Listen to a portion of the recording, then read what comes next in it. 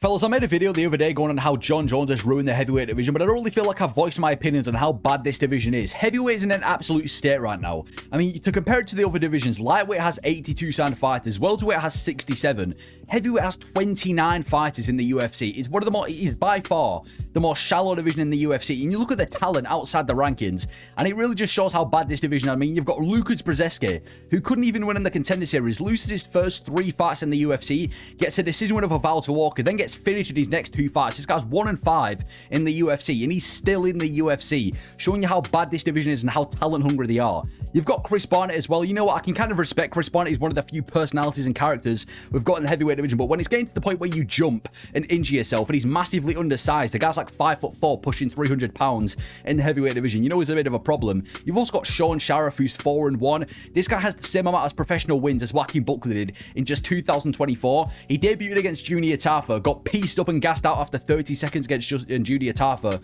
in one of honestly the worst debuts I've ever seen in the UFC. The fact that he's still in the organization it says everything about the sport.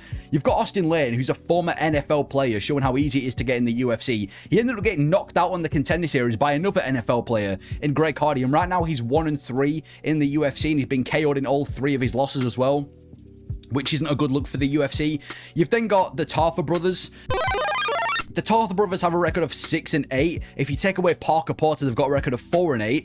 And they're 1-4 in their last 5 fights, with that one win being over Mr. Sean Sharif himself. So I don't know how the hell those guys are still in the UFC. You've then got Muhammad Usman, the brother of Kamaru Usman, who was once a bit of a prospect, but his best win's Jake Collier. And this guy, this roided up beast, who was actually meant to be an athletic heavyweight prospect, ended up getting beaten by a bunch of other fat, unathletic, and if I'm being honest, untalented heavyweights. So he's another failed deranged prospect in the heavyweight division. You've got Mr. Hamdi Abdel Wahab, who ended up popping for steroids in his UFC debut, and even when he popped for steroids, he went to a split decision with Don'Tale Mayes, and he's just come off a robbery win over Jamal Parks, who isn't even in the UFC anymore. You've then got Thomas Peterson, who fought quite possibly the biggest fella I've ever seen compete in mixed martial arts on the contender series, loses his UFC debut against Jamal Parks, beats Muhammad Usman, gets knocked out by Shamil Gaziev, and he's coming off a win over Don'Tale Mayes in his most recent fight, another fat, unathletic, win-loss fighter. You've then got Ryan Spann, who was on a 3-fight losing streak in the light heavyweight division, managed to pick up a finish over OSP, moves up to the heavyweight division, and he didn't take this lightly because fucking hell, this guy put on a shit ton of pounds, fully bulked up to get the heavyweight physique, and then in his heavyweight debut, he got knocked out by Waldo Cortes Acosta. Again, proving that talent in the heavyweight doesn't exist. You've got Valter Walker, who's the brother of Johnny Walker, who ended up losing in his UFC debut against none other than Mr. Lucas Brzezinski. That's right, the same Lucas Brzezinski that we went over earlier for going 1-5 in the UFC. Valter Walker lost to that guy, but he has kind of redeemed himself. He's now on a 2-fight winning streak with 2 first-round heel hooks, but again, state of this division. You've then got Jonata Denise, who's a former Glory kickboxing fighter, actually won his first couple of fights in the UFC, but then he met Marcin Tybura, and when I tell you he felt the wrath of Marcin Tybura, he got taken down and mauled by Marcin Tybura. This guy made Marcin Tybura look like prime Jon Jones. He got absolutely slashed open, bullied and brutalized by Marcin Tybura, got the full Tybura experience, and just another Marcin Tybura victim, not a heavyweight prospect. You've then got Mario Pinto, and you know what? Mario Pinto is probably the only good unranked heavyweight we've got right now. He's undefeated. He's on a big winning streak. He knocked out Austin Lane in his UFC debut brutally as well. So when it comes to the point where Mario Pinto is the only good unranked heavyweight, and even he's still massively unproven, it just shows the complete state of the unranked heavyweights. But surely it gets better. Surely when you get into the top 15 in this division, it's the ranked fighters. You know, it's the top 15 best heavyweights on the planet, excluding Ngannou. Surely this gets better. Well, look at the top 10 to top 15. Look at the fighters. Look at the state of the top 10 to top 15.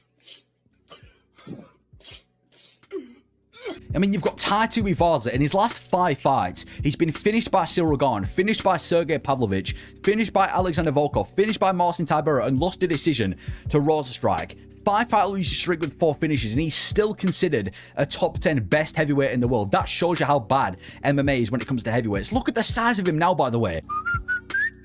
Look how big he's got outside of camp. This guy, this fella on screen's meant to be top 10 best heavyweights in the world right now.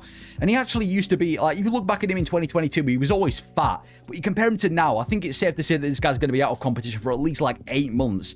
And the fact that he's still in the top 10 just shows how bad and how talent hungry the UFC are for good heavyweights. You've also got Martin Badai, who's another Shamil Gaziev victim. His keys to victory is literally just holding people against a cage. He holds people against the cage, pushes them against the fence, and uses his fat to basically keep them there. use his belly to keep them there, and he's managed to do that enough times to make himself a place in the top 15 of the heavyweight division. Again, just showing the absolute state of the division, that a guy like Martin Badai is considered the top 15 best in the world. You've got Mick Parkin, a training partner of Tom Aspinall, who might actually be the least athletic fighter in the UFC right now. His best wins are Muhammad Usman and Lucas Bradesca, and again, another guy that fought Marcin Tybura and felt the wrath of Marcin Tybura as he lost to him at UFC London. You've also got Shamil Gaziev.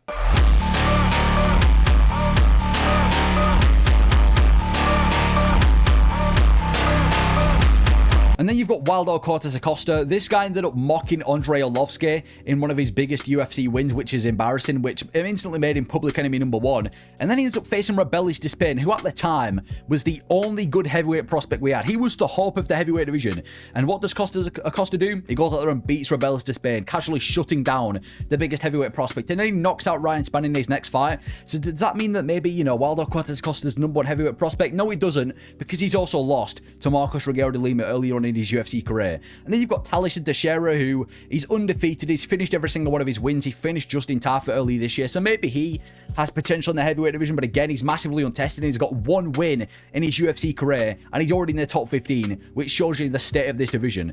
But then you get to the inside of the top 10 of this division. You've got Derek Lewis at #9, who fights an average once a year, and he's just a win-loss fighter. But I'm not going to sit here and disrespect Derek Lewis.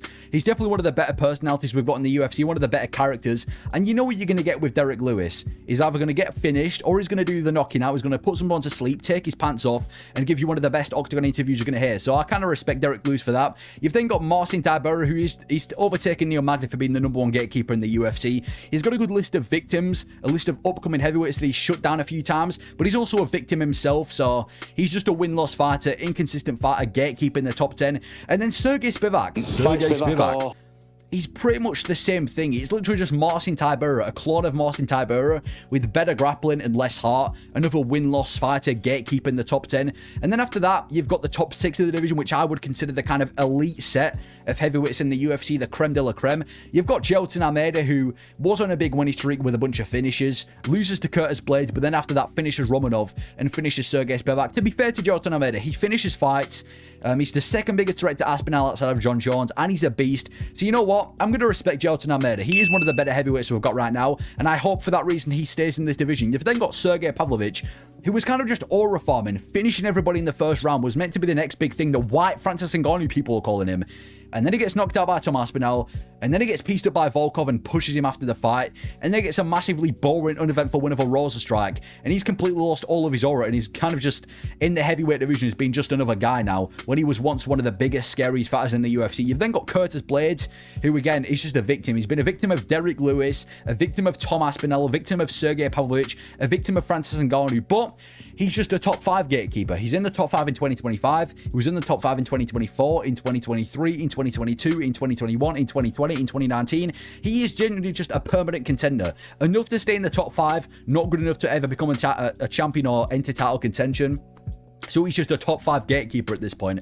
Then you've got Alexander Volkov, who was meant to be the top contender. You know, he finished Rosa Strike, he finished Romanov, he finished Tatu Ivaza, he pieced up Sergey Pavlovich, and then he got the big fight with Cyril Gane, and he got brutally robbed against Cyril Gane in one of the worst robberies of 2024. He's the real #1 contender of the heavyweight division. But even if he did beat Cyril Gane, he's also been finished by Tom Aspinall before as well, so it isn't like there's too much excitement for him being at the top. And you've got Mr. Cyril Gane himself, who lost his first title fight to Francis Ngannou, pieces up Tatu Ivaza, gets embarrassed by John Jones, finishes a punching bag in Sergey Spivak, and then, like I said before, gets one of the biggest robberies in 2024 against Volkov, to the point where people are literally announcing this guy as a content creator rather than a fighter when he goes to events nowadays. He's not really taking MMA seriously. And you've got John Jones and Tom Aspinall, and I've already, you know, he doesn't need explaining why the heavyweight title picture is in an absolute state, and probably the worst title picture we've had in a while in the entirety of the UFC. So if I had to matchmake the heavyweight division, if I was, you know, if I made the fights, this is what I do. So the first scenario, if Tom Aspinall and John Jones actually get a fight done, they get a fight booked, first of all, for a #1 contender fight, I would do Cyril Gane versus Jailton Almeida, the best striker versus the best grappler, 2 of the top 10 contenders outside of Tom Aspinall. I'd do this fight as a #1 contender fight. The winner fights the winner of Aspinall and Jones. Obviously, if Jones wins, he's going to retire, so the winner fights Aspinall. If Cyril Gane rejects the fight, as he normally does, I'd just make Jailton Almeida instantly fight Tom Aspinall. So Gane, Almeida, featured fight of like a pay-per-view. or maybe like a main event in Paris.